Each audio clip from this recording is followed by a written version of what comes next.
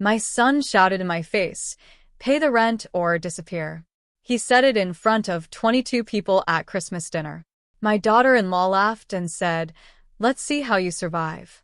I did not cry. I did not argue. I stood up, folded my napkin, and walked to the room that used to be mine before it became a storage space with a mattress in the corner.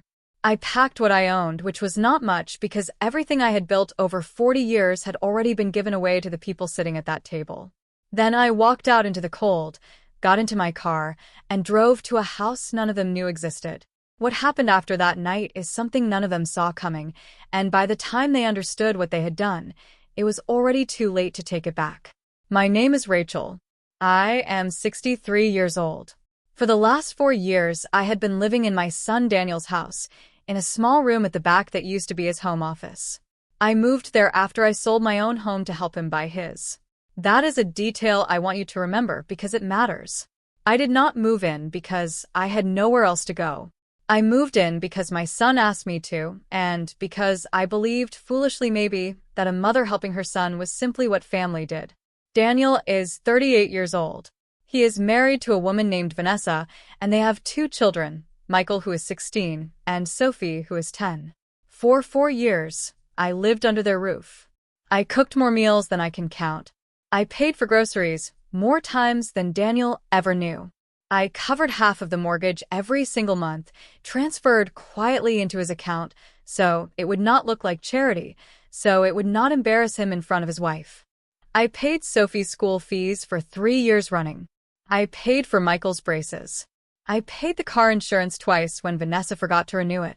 I did all of this without asking for thanks because that is not why a mother gives. Those 4 years were not without their small kindnesses, and I want to be fair in telling this story, because fairness matters even when it would be easier to simply paint everyone else as villains and myself as a saint. There were mornings when Sophie would climb into my bed before school and ask me to braid her hair, her small fingers tracing patterns on my blanket while I worked. There were evenings when Daniel, tired from a long day at the warehouse, would sit with me in the kitchen after everyone else had gone to bed and talk about nothing in particular, the easy, comfortable talk of a mother and son who still remembered how to simply be together. Even Vanessa, in the early days, before resentment settled into the corners of our relationship the way dust settles into a house that is never properly cleaned, had moments of genuine warmth, complimenting a dress I had altered for her, asking my advice about a recipe her own mother used to make. But somewhere in the 3rd year, something shifted, slowly at first, in ways so gradual I did not fully register them until much later, looking back. Vanessa began referring to my room as the storage room again, even after I had lived there for 2 full years, a small linguistic slip that revealed more than she probably realized. Daniel began speaking to me less like a son speaks to his mother, and more like a landlord speaks to a tenant who has slightly overstayed a welcome, polite, but distant, careful in a way that felt more like management than affection. I told myself it was simply the natural friction of multi-generational living, the kind every family website and magazine article warns you about, the loss of privacy, the clash of habits and routines. I did not let myself consider, not fully, not until that Christmas table forced me to, that the friction was not simply circumstantial, that it was, in fact, the slow and steady erosion of my place in that family, disguised as ordinary domestic tension. But on Christmas Eve, in front of 22 guests, my son stood up from the head of the table, looked straight at me, and said the words that ended everything. He said, "Mom, I think it is time you started paying rent, or you can find somewhere else to disappear to." The room went silent. Someone dropped a fork. I remember that sound more clearly than I remember Daniel's face in that moment, because I could not look at his face. I looked instead at Vanessa, who was smiling, actually smiling, the kind of smile you give when you've been waiting a long time to say something and someone else finally said it for you. She leaned back in her chair and said, "Let's see how you survive without us, Rachel." Not Mom. Not even a pretense of respect. Just my name, thrown across the table like a stone. I want you to imagine that moment. 22 people, cousins, aunts, uncles, neighbors, all watching a 63-year-old woman being told by her own son, in her own former living room, paid for in part with her own money, that she was no longer welcome unless she paid to stay. I want you to imagine the silence that follows a sentence like that. Nobody defended me. Not one person at that table stood up and said, "Daniel, that is your mother." They all just sat there, forks frozen halfway to their mouths, waiting to see what I would do. So, I will tell you what I did, and if you have ever been made to feel small by the very people you sacrificed for, I think you will understand every decision that came next. If this story feels familiar to you in any way, stay with me until the end, because the ending is not what you expect, and if this story moves you, I would love for you to be part of this journey with us. So consider subscribing before we go further, because there is a lot more to tell. I stood up slowly. My knees ached the way they always do in the cold months, but I did not let that show. I folded my napkin and placed it beside my plate, the way my own mother taught me to do even when I wanted to scream. I looked at Daniel for a long moment. He did not look away, which surprised me. Maybe he expected me to beg. Maybe he expected me to cry and apologize for existing in his house. I did neither. I said one sentence before I walked away from that table. I said, "You will understand what you just did in about 30 days, Daniel, and I hope you are ready for it." Nobody understood what I meant. Vanessa laughed again, a short, sharp sound, and said something to her sister about drama and old women who could not take a joke. I did not stay to hear the rest. I walked to the back room, the room that had been mine in name only, and I packed 2 suitcases. It did not take long. I had learned over 4 years not to accumulate too much because a room that is not really yours never feels safe enough to fill with belongings. While I packed, I heard laughter coming from the dining room again. Life continuing without me, as if I had already become a story they would tell later. The time Grandma stormed off, dramatic as always. I did not cry while I packed. I want to be honest with you because I think honesty matters more than performance in moments like this. I was not sad in that instant. I was calm in a way that frightened me a little, because calm like that usually means a decision has already been made somewhere deep inside you, long before your mind catches up to it. I carried my suitcases to the front door. Sophie was sitting on the stairs, watching me. She is 10 years old, and she is the only one in that house who ever called me Grandma with her whole heart instead of out of habit. She asked me where I was going. I told her I was going to visit an old friend for a while, and that I would call her soon. She hugged me around the waist, the way children do when they sense something is wrong but do not have the words for it yet. I kissed the top of her head and told her to be good for her mother, even though every part of me wanted to tell her the truth, that her mother did not deserve that kind of loyalty tonight. Then I walked out into the December cold, loaded my suitcases into my car, and drove. Here is the part that Daniel did not know, the part that Vanessa did not know, the part that none of the 22 people at that table knew. I had not spent 4 years homeless and helpless in their spare room, out of desperation. I had a house, a real house, fully paid, sitting quietly on the other side of town, rented out for the last 6 years to a retired schoolteacher who had recently moved to be closer to her own children. The tenancy had ended 2 months earlier. The house was empty, cleaned, and waiting. I want to explain how that house came to exist because it explains everything that happened afterward, and it explains who I really am underneath the woman who spent 4 years being quietly erased in her son's home. My husband, Daniel's father, was named Thomas. He died 11 years ago from a heart condition that gave us almost no warning. Before he died, Thomas had a life insurance policy that many people in our family did not know the full value of, because Thomas was a private man who believed money talked about too openly caused nothing but jealousy and conflict. He was right about that, as it turns out.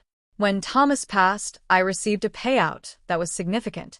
Not enough to make me a wealthy woman by the standards of people who inherit fortunes, but more than enough to secure my future if I was careful and patient.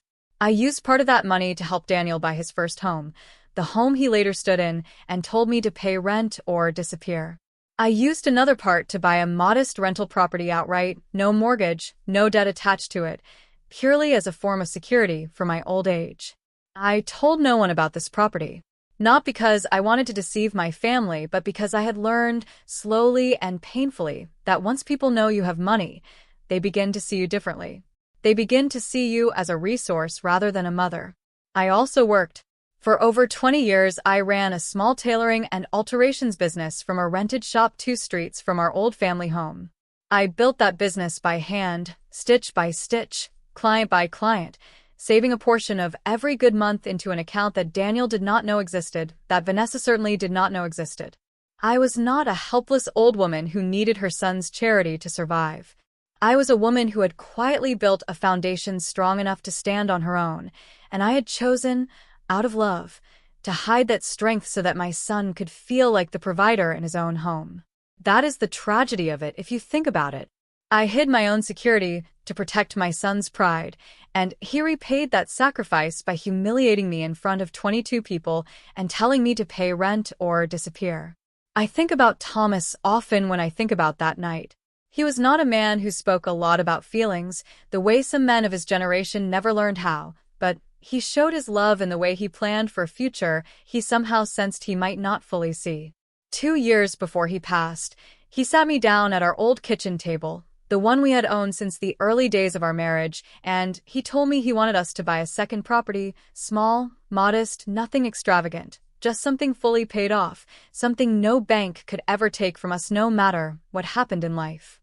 I remember asking him why, since we already had our family home, and he simply said, "A woman should never be without a floor of her own to stand on, Rachel, no matter how good her family is to her, because good can change."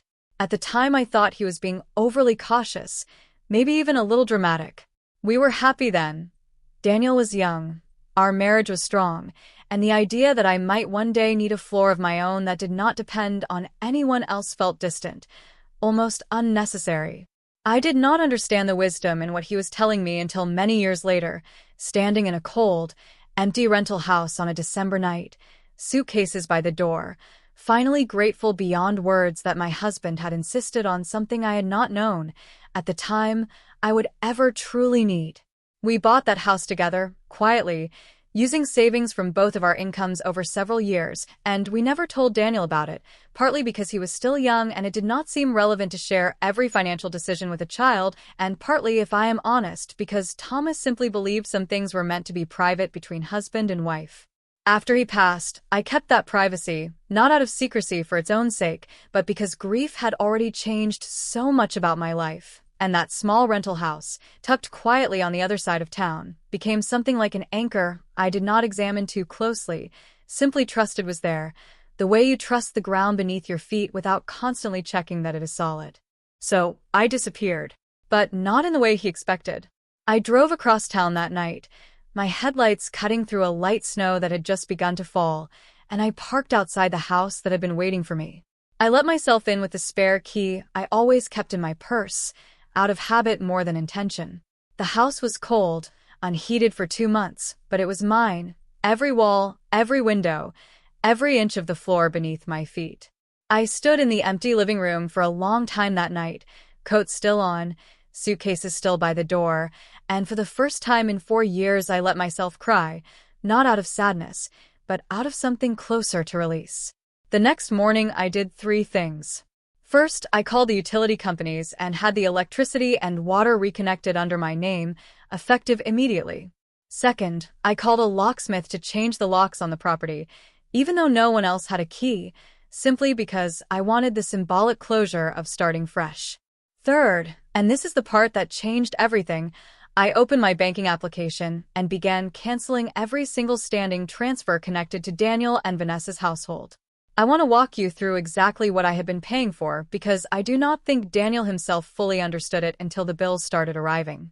Every month, I transferred an amount equal to half of his mortgage payment into a joint account he did not know I still had partial access to, an account left over from years earlier when I had co-signed the loan to help him qualify. I canceled that transfer. I had been paying Sophie's private school fees directly to the school, a standing order that had been running for 3 years. I canceled that. I had been paying the family's car insurance premium every 6 months because Vanessa had a habit of letting it lapse and driving anyway, and I did not want my grandchildren in an uninsured vehicle. I canceled that. I had quietly covered the health insurance top-up for the children's dental and vision coverage, something Daniel's employer plan did not fully include. I canceled that as well. And then there was the business loan. 2 years earlier, Daniel had started a small logistics company, delivery contracts for local businesses, using 2 vans and a warehouse space he rented on the edge of town. To get the loan approved, the bank had required a guarantor, someone with stable assets who could vouch for the debt if Daniel defaulted. Daniel had asked me to be that guarantor, and I had agreed because that is what mothers do when their children reach for something better. I signed the paperwork. My name, my assets, tied to his business for 5 years. I did not cancel that immediately because a loan guarantee cannot simply be canceled with a phone call. But I made an appointment with my lawyer, a sharp, careful man named Mr. Coleman who had handled my affairs since Thomas passed, and I asked him to begin the legal process of withdrawing my guarantee at the earliest point the contract allowed, which, as it turned out, was in exactly 30 days, at the next review clause written into the loan agreement. 30 days. The same number I had said to Daniel across that dinner table, though at the time I had not even fully known why I said it. Some part of me, some deep and old part of me, already knew what I was going to do before my conscious mind had finished deciding it. For the first week, nothing happened. I settled into my house. I bought new sheets, a small table for the kitchen, a chair by the window where I like to sit with my tea in the mornings and watch the frost melt off the neighbor's fence. I did not call Daniel. I did not call Vanessa.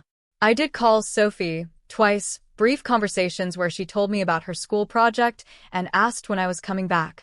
I told her soon, sweetheart, soon, though I was not entirely sure that was true. On the 4th day, I ran into an old neighbor from decades earlier, a woman named Alma, who used to live 2 doors down from Thomas and me back when Daniel was still in grade school. She was walking her small dog past the corner store when she spotted me, and her face broke into the kind of surprised smile that only comes from seeing someone you assumed you would never cross paths with again. We stood on that sidewalk for almost half an hour, catching up on 11 years apart, and when she asked why I looked tired in a way that went deeper than the cold weather, I found myself telling her everything, the dinner table, the words Daniel had used, the way Vanessa had smiled while saying them. Alma did not offer easy comfort. She had raised 3 children of her own and buried a husband long before I buried mine, and she had the kind of hard-earned wisdom that comes only from surviving your own version of exactly what I was going through. She told me something that stayed with me for weeks afterward. She said, "Rachel, the children we raise are not always the children we imagined we were raising. Sometimes we spend so many years protecting them from consequences that we accidentally raise people who have never once had to face any, and then we are shocked when they treat us the same way they treat everything else they have never had to work for." I invited Alma over for tea 2 days later, the first guest in my new home, and something about having her sit across from me at that small kitchen table, laughing about old memories from a neighborhood that no longer existed the way we remembered it, reminded me that my life had existed, fully and richly, long before Daniel needed me and would continue existing, fully and richly, whether or not he ever came around to seeing what he had lost. Alma became, in the months that followed, one of the steadiest presences in my new life, someone who asked about my business, my garden, my days, without ever once asking what I could do for her in return. If you are enjoying this story so far, please take a moment to like the video and drop a comment telling me where you are watching from tonight, because I read every single one, and it means more to me than you know that you are here with me for this. Now, back to what happened next. By the 2nd week, the first bill came due. Daniel's mortgage payment, now missing half of its usual amount, was flagged by the bank as insufficient. He did not know why at first. He assumed it was a bank error, some kind of processing mistake, because for 4 years the payment had simply always been there, arriving like clockwork, without him ever once asking where the extra half came from. He called the bank. The bank told him the account was short by exactly the amount that used to come from a linked transfer that had been canceled 2 weeks earlier. That was the first time Daniel understood, in a very concrete and frightening way, that his mother had been paying part of his mortgage for years without him fully realizing it. I imagine that conversation with the bank did not go well for him. I imagine his stomach dropped the way mine used to drop when Thomas and I were young and struggling, and a bill would arrive that we simply could not cover.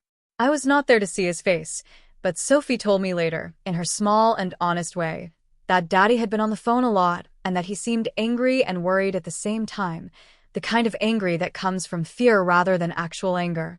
The following week, the school called Vanessa about Sophie's tuition. The standing order had failed. Vanessa, according to what I later learned from a cousin who still spoke to me despite the family tension, was furious and immediately assumed the school had made an error because in her mind, tuition simply paid itself, the way water simply comes out of a tap. She did not know, or perhaps had chosen never to know, that I had been the one funding that tap for 3 straight years. Then came the car insurance lapse notice, arriving by post to the house, addressed to Daniel, informing him that coverage would end in 14 days unless payment was received. Around the same time, the dental clinic called about an overdue balance for Michael's orthodontic adjustment, a balance that Vanessa had assumed was covered under their standard plan, not realizing it had only ever been covered because I quietly topped up the difference every quarter. One by one, the invisible threads that had been holding their financial life together for years began to snap, and with each snap, the family that had told me to pay rent or disappear began to realize just how much they themselves had been depending on the very woman they discarded. The business felt it too, though more slowly, in the way larger structures take longer to show cracks than smaller ones. Daniel had never told his 2 employees, a driver named Carlos who had been with him since the beginning, and a young dispatcher named Priya who managed the delivery schedules, that the entire operation had been quietly resting on his mother's financial guarantee. When the bank sent its formal letter about the approaching guarantor review, Daniel made the mistake of leaving the letter on his desk at the warehouse, where Carlos saw it while dropping off a delivery report. Word has a way of moving through small workplaces, and within days both employees were quietly asking around about other opportunities, unwilling to stake their own livelihoods on a company that suddenly looked less stable than they had believed. Daniel told me later, during one of our long kitchen table conversations, that those 2 weeks were the most frightened he had been in his adult life, watching something he had built with real effort and real pride threaten to collapse not because the work was bad, his clients loved his reliability and his rates were fair, but because the foundation underneath it had been made of borrowed strength he never fully understood he was borrowing. He said he kept replaying that Christmas dinner in his mind, wondering how different everything might look if he had simply never said those words, if pride and frustration over some other, smaller argument with Vanessa about money that same week had not spilled out sideways onto me at the worst possible moment, in front of the worst possible audience. I did not gloat over this. I want to be honest with you about that too, because it would be easy to tell this story as a tale of righteous revenge, a woman finally making her ungrateful family pay for their cruelty. But sitting in my quiet kitchen with my tea, hearing bits and pieces of their unraveling through Sophie and through my cousin, I did not feel triumphant. I felt tired. I felt the particular exhaustion of a woman who had spent decades being needed but never truly seen, and who was only now, in her 60s, starting to understand the difference between the two. 3 weeks after Christmas, Daniel called me for the first time. I remember staring at his name on my phone screen for a long moment before answering, my thumb hovering over the green circle, my heart doing something strange and complicated in my chest. Part of me wanted to ignore it. Part of me wanted to hear him say the words I had been waiting decades for, without even knowing I was waiting. I answered. His voice was different than it had been at that dinner table. Smaller. He asked if we could talk. I said yes, and he came to the house the following afternoon, alone, without Vanessa, without the children, just Daniel, standing on my porch in a coat that looked thinner than the weather called for, his hands shoved deep in his pockets the way he used to stand as a boy when he had done something wrong and did not know how to say sorry for it. I let him in. I made tea out of habit, because that is what my own mother always did when hard conversations needed to happen, and some rituals survive even the worst betrayals. He sat at my small kitchen table, looked around at the house he had never known existed, and asked me the question I imagine had been eating at him for 3 weeks straight. He asked, "How long have you had this place, Mom?" I told him the truth. 6 years for this particular house, though the money behind it went back further, back to his father, back to decisions made in grief that I had never fully explained to him because I did not think he needed to know. He asked why I never told him. I asked him, gently, if he remembered the day he came to me 4 years ago and told me he was struggling to make the mortgage payments on his own, and asked if there was any way I could help. I asked if he remembered how proud he looked telling his friends and his in-laws that he owned his home outright, that he and Vanessa had built that life themselves. I told him I had let him believe that, protected that pride because I thought that was what love looked like, giving quietly and asking for nothing, not even acknowledgement. He was quiet for a long time after that. I watched something shift behind his eyes, the slow and painful arrival of understanding that comes too late to undo what has already been said. He told me things were bad. The mortgage was 2 payments behind. The bank had sent a formal warning letter. Sophie's school had given them until the end of the month before she would be pulled from her class. The business, his business, the one I had guaranteed, was struggling to make payroll for his 2 employees, and he had just received a letter from the bank informing him that the guarantor review clause was approaching and that without a guarantor in place, the loan terms would shift dramatically, the interest rate would rise, and the full balance could potentially be called in early if certain conditions were not met. He asked me if I would consider staying as guarantor, just for the business, just until things stabilized. I want to pause here and tell you something important because I think this is the moment so many of you watching this might relate to. There is a particular kind of pain in being asked for help by the very people who told you to disappear. Part of you wants to say yes immediately because you are a mother, because some love does not know how to fully close itself off no matter how badly it has been wounded. And another part of you, a part that has finally, after decades, learned to protect itself, wants to say absolutely not, not after what you said to me, not after what she said to me, not after 22 people watched you humiliate me, and not one of them said a single word in my defense. I did not answer him immediately. I told him I needed time to think, and I asked him to leave the business papers with me so I could review them properly with my lawyer. He left that afternoon looking smaller than when he arrived, and I sat alone in my kitchen for a long time after the door closed behind him, staring at the folder of loan documents on my table, feeling the weight of a decision that was not really about money at all. It was about what kind of mother I wanted to be for the rest of my life, and what kind of son I needed Daniel to become before I was willing to extend myself for him again. If you have ever had to decide between protecting yourself and protecting someone you love who has hurt you deeply, I would really like to hear your thoughts in the comments below, because I think so many of us carry that exact struggle quietly, without ever really talking about it.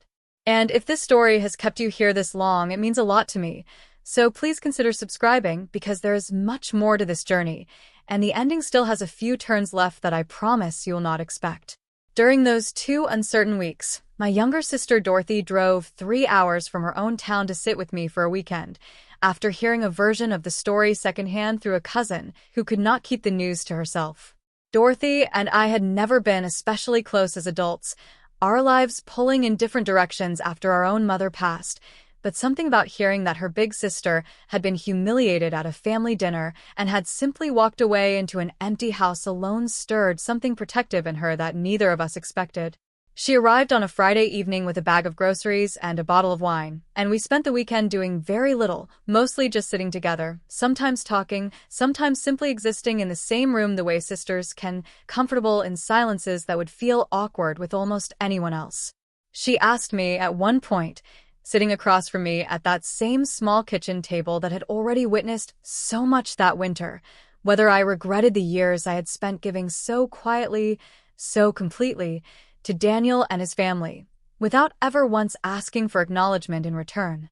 I thought about that question for a long time before answering. I told her that I did not regret the giving itself, because I believe, even now, that love which counts and measures and demands repayment is not really love at all. It is simply a transaction wearing a softer name. What I regretted, I told her, was the silence around it, the way I had let my own family believe that my comfort simply existed the way weather exists, without cause, without cost, without a woman behind it working and saving and sacrificing to make it so.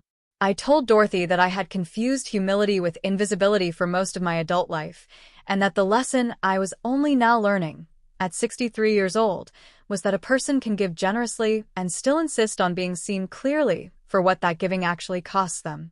Dorothy held my hand across that table and told me she was proud of me, words I do not think she had said to me since we were girls, and something about hearing them from her, rather than from Daniel, rather than from anyone whose approval I had spent years quietly seeking, settled something in my chest that had been unsettled for a very long time. She stayed through Sunday morning, and before she left, she made me promise to call her every week, not just when something had gone wrong, but simply to talk the way sisters are supposed to, and I have kept that promise faithfully ever since. Over the following 2 weeks, I did something I had never done in all my years as Daniel's mother. I asked questions. Real questions. I asked to see his full financial picture, not just the business loan, but everything: the mortgage, the credit cards, the monthly expenses, the spending habits that had built up quietly over 4 years of assuming that whatever gap existed between what they earned and what they spent would simply be filled the way it always had been, without explanation, without conversation. What I found was not entirely surprising, but it was still difficult to see laid out on paper. Vanessa had a habit of spending on things that looked good rather than things that were needed: a new couch when the old one was perfectly fine, a family vacation the year before that they genuinely could not afford, expensive extracurricular activities for the children that stretched the budget thin every single month. Daniel's business, while genuinely promising, had been run without much financial discipline: invoices sent late, expenses not tracked carefully, cash flow managed by instinct rather than by any real system. None of this made them bad people.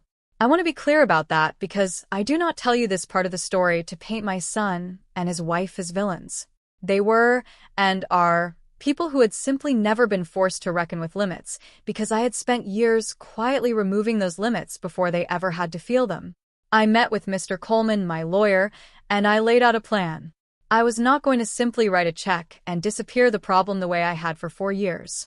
That approach had clearly not taught anyone anything except that consequences were optional as long as Mom was around to absorb them. Instead, I proposed something different, something that would require Daniel to earn back not just financial stability but trust. I agreed to remain as guarantor on the business loan for 1 additional year, but only under new conditions. Daniel would need to work with an accountant, whom I would help pay for during a transition period, to properly track and manage the business finances. He would need to provide me with quarterly statements so I could see, transparently, exactly how the business was performing. And most importantly, he would need to begin repaying in small, manageable installments the total amount I calculated I had contributed to their household over the previous 4 years, not out of cruelty, but so that the number would finally become real to him, visible, undeniable, instead of an invisible cushion he never had to look at directly. For the mortgage, I offered a different kind of help. I would not resume the automatic monthly transfer. Instead, I offered a one-time payment to bring the account current and stop the bank's warning process, but only if Daniel and Vanessa agreed, in writing, to meet with a financial counselor and restructure their monthly budget so that the mortgage could genuinely be sustained on their own income going forward. For Sophie's school fees, I made a different decision entirely. I told Daniel that I would continue paying Sophie's tuition directly to the school, not as a loan, not as a debt to repay, but as a grandmother's gift to her granddaughter's education, because Sophie had done nothing wrong in any of this, and children should never be made to pay, in any sense, for the failures of the adults around them. When I explained all of this to Daniel, sitting once again at my small kitchen table, I watched him absorb it slowly, the shame and the relief moving across his face in waves. He asked me why I was still willing to help at all, after everything that had been said at that dinner table. I told him something I believe with my whole heart, something I want to say directly to anyone watching this who has been hurt badly by someone they love. I told him that forgiving someone and protecting yourself from them are not opposites. You can love your child and still refuse to let him treat you like a convenience. You can help someone rebuild and still insist that they build with their own hands this time, so that what they create actually belongs to them, and so that they finally understand the value of what was given to them before. He cried at that table. I had not seen my son cry since he was maybe 12 years old, and it was strange and painful and, somewhere underneath all of it, quietly healing to witness. But I told him something else too, something harder. I told him that none of this help, none of this second chance, was extended to Vanessa in the same way, because Vanessa had not simply gone along with what he said at that dinner table. She had escalated it, mocked me, and I was not yet ready to pretend that had not happened. I asked Daniel to arrange a meeting, not at his house, not at mine, but somewhere neutral, and I asked that Vanessa attend, and that certain members of the family who had been present that Christmas night also be there, because I had something I needed to say, and I needed to say it the same way the original wound had been inflicted, in front of witnesses. 2 weeks later, we gathered at a small private room in a restaurant Daniel had booked, 14 of the original 22 guests able to attend on short notice. I walked in wearing a coat I had bought myself, with my own money, from my own business, feeling steadier than I had felt in years. Vanessa sat across the table, her expression somewhere between defensive and uncertain, clearly aware that whatever was about to happen was not going to be comfortable. I did not raise my voice. I have never believed shouting accomplishes what quiet, deliberate words can accomplish instead. I told the room that on Christmas Eve, I had been told to pay rent or disappear, in front of every person in that room, and that not one of them had said a word in my defense. I told them that in the weeks since, they had likely heard fragments of what happened, the missed mortgage payment, the school fee crisis, the business loan complications, but that very few of them understood the full picture, which was that I had spent 4 years quietly supporting a household that believed itself to be self-sufficient, and that the moment I stopped, the truth of that dependency became impossible to hide. I told Vanessa directly that I understood she had never asked to have her mother-in-law living in her home, and that tension in those situations is real and human, and something I do not dismiss. But I told her that there is a profound difference between wanting more privacy and mocking a woman who has spent 4 years quietly keeping your family financially afloat, and that the words she chose that night, "Let us see how you survive," were words I would remember for the rest of my life, regardless of whatever reconciliation might follow. Vanessa did not argue. She sat very still, and after a long silence she said that she was sorry, and that she had not known, truly had not known, how much I had been contributing, and that not knowing did not excuse what she said, only explained the ignorance underneath the cruelty. She said something else too, something that stayed with me long after that dinner ended. She told the room that she had grown up in a home where money was always tight, where her own mother had leaned on relatives constantly and never once managed to build anything of her own, and that somewhere along the way she had decided, without ever fully examining the decision, that needing help from family was a kind of weakness she refused to associate with herself. Watching me live quietly in her house, contributing in ways she genuinely had not tracked or understood, had somehow gotten tangled up in her mind with old fears about dependency and failure, and on that Christmas night, all of that tangled fear had come out sideways, aimed at exactly the wrong person. I told her that I understood fear like that better than she might imagine, that I had spent years of my own life terrified of being seen as a burden, which was precisely why I had hidden my own resources rather than simply being honest about what I could and could not continue giving. 2 women, I told the table, both so afraid of appearing weak that neither of us had ever simply told the truth to the other, and look at the damage silence like that can do when it finally breaks. An aunt sitting near the end of the table, my late husband's younger sister, spoke up then, saying she wished someone had said something that Christmas night, that all 22 of them sitting there in silence, while I was humiliated, was its own kind of failure, one she said she would carry some shame over for a long time. Others around the table nodded, murmured similar admissions, and for the first time since that terrible evening, I felt something other than the sharp, isolating sting of having been abandoned by an entire room. I felt, instead, the beginning of something like being truly seen. I accepted Vanessa's apology, not because the pain disappeared in that instant, but because I have learned that holding on to bitterness costs the person holding it far more than it costs the person who caused the wound in the first place.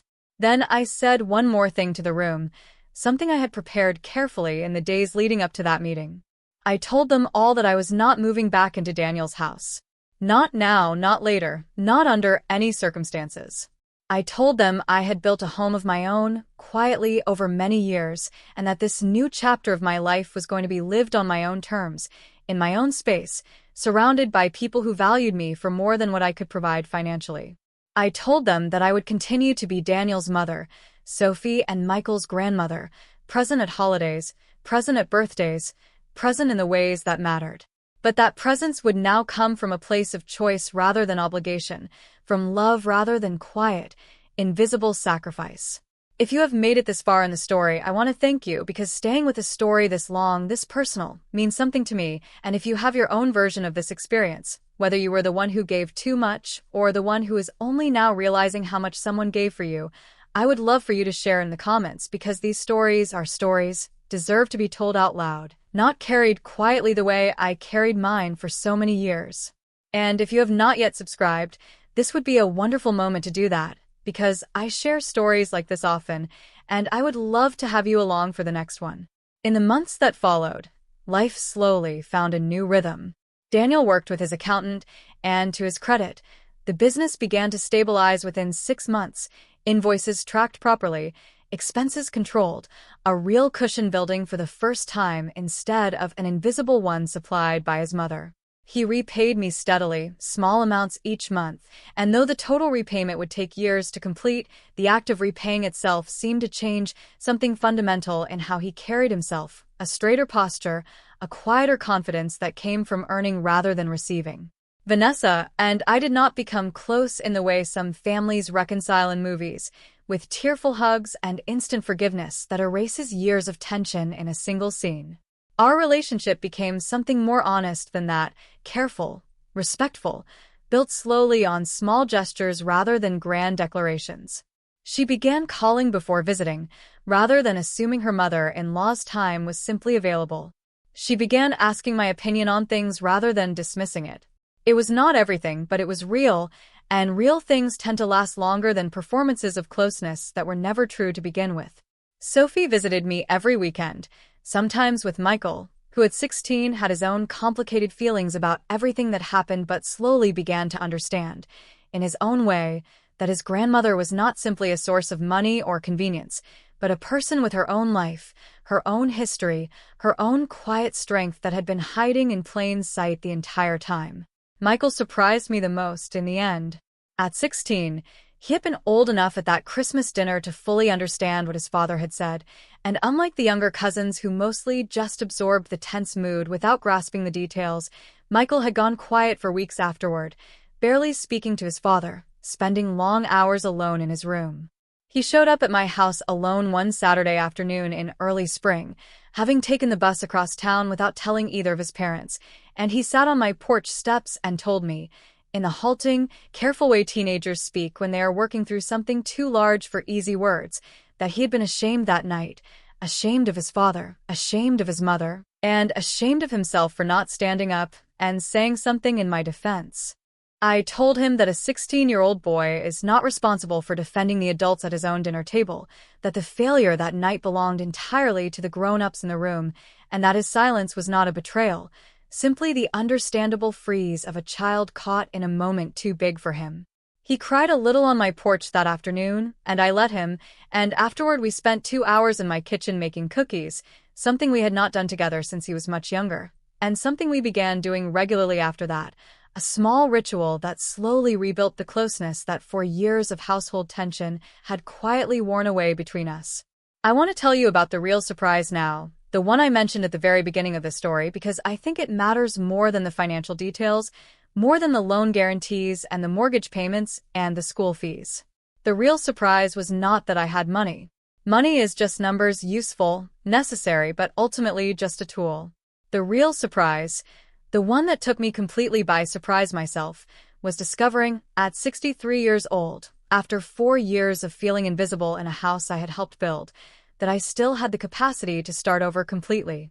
That I could take a night of public humiliation, a night that was designed to break me, and instead use it as the exact moment my life finally began to belong to me again. I reopened my tailoring business 6 months after that Christmas, this time from a proper storefront rather than a rented back room, using savings I had never touched, savings I had been too afraid to spend on myself for years because some old part of me still believed that spending on myself was selfish, that a good mother gives everything away and keeps nothing for herself. I hired a young woman, barely 22, who reminded me a great deal of myself at that age, hard-working, quiet, full of dreams she was not quite sure she was allowed to have yet. I taught her everything I knew, the same way an older woman once taught me, decades ago, in a small shop across town that no longer exists. Her name was Josephine, and within her first month working alongside me, I realized how much I had missed the simple rhythm of teaching someone a craft with your hands, the patient correction of a crooked seam, the quiet satisfaction of watching a client turn in front of a mirror and see themselves, for a moment, exactly as they wished to be seen. Business grew steadily that first year, mostly through word of mouth, women telling other women about the shop with the yellow sign, and the seamstress who altered dresses for weddings and funerals, and everything in between with the same careful attention, regardless of the occasion. By the following spring, I had enough steady work to bring on a second part-time employee, and for the first time since Thomas passed, I found myself looking forward to Monday mornings the way you look forward to something that belongs entirely to you. The repayments from Daniel arrived faithfully each month, modest amounts that would take years to fully settle the total, but I found I did not mind the slow pace, because the pace itself was the point. Watching my son budget carefully, watching him call me sometimes just to ask advice about a difficult client or a late invoice rather than simply to ask for money, taught me more about who he was becoming than any single large payment ever could have. I painted the walls of my new house a soft yellow, a color I had always loved but had never once used in any home I shared with someone else, because yellow, apparently, clashed with everyone else's preferences but mine. I planted a small garden in the backyard, tomatoes and herbs, and a single rose bush that Sophie helped me choose at the nursery, insisting it had to be pink because pink was, according to her 10-year-old wisdom, the color of second chances. A year after that Christmas dinner, we held another one, this time at my house, at the yellow-walled home none of them had known existed 12 months earlier. 22 people came again, some of the same faces from that original table, though this time the atmosphere was different, quieter, more careful, more grateful in a way that only comes after something has nearly been lost completely. Daniel stood up before dinner that year, and he did something I did not expect. He asked for everyone's attention, the same way he had that terrible Christmas a year before, and for one brief, sharp moment, my stomach tightened, some old instinct bracing for another blow. Instead, he looked at me across the table, in the home I had built with my own 2 hands and my own quiet years of sacrifice, and he said, "Thank you, Mom, for everything you gave us that we never even knew we were receiving, and for teaching us, finally, what it means to earn something instead of simply expecting it." The room was silent again, the same silence as the year before, but this silence felt entirely different. It felt like the sound of a wound finally beginning to close. I did not cry in front of everyone, though I wanted to. I simply nodded, raised my glass, and told them all that the best gift anyone could give me was not repayment, not apology, but simply showing up, honestly, year after year and choosing again and again to be a real family rather than a convenient arrangement. Looking back now, I sometimes think about that moment at the original Christmas table, the moment my own son told me to pay rent or disappear, and I no longer feel the sharp sting I once felt. I feel something closer to gratitude, strange as that may sound, because if he had never said those words, I might still be sitting quietly in that back room, giving everything away, believing that invisibility was simply the price of being a good mother. Instead, that cruel sentence became the door I walked through into a life that finally, completely belonged to me. I sit sometimes now in the chair by my window, tea warm in my hands, watching Sophie's pink rose bush grow a little taller each season, and I think about all the women out there who might be sitting, right now, in a back room somewhere, giving quietly, believing that quiet giving is the only kind of love allowed to them. If that is you, I want you to hear this clearly. You are allowed to have a floor of your own to stand on. You are allowed to be seen, not just needed. And it is never too late, not at 40, not at 63, not at any age, to walk out of a room that no longer sees you and build a home, a business, a life that finally does. If this story touched you in any way, if you saw pieces of your own life inside Rachel's story, I would be so grateful if you shared it with someone who needs to hear it, someone who has given too much for too long and forgotten that they are allowed to build something just for themselves too. Please like this video, subscribe if you have not already, and tell me in the comments which part of this story stayed with you the most, because your stories, all of your stories, are exactly why I keep telling mine. Thank you for staying until the very end with me, and I will see you in the next story.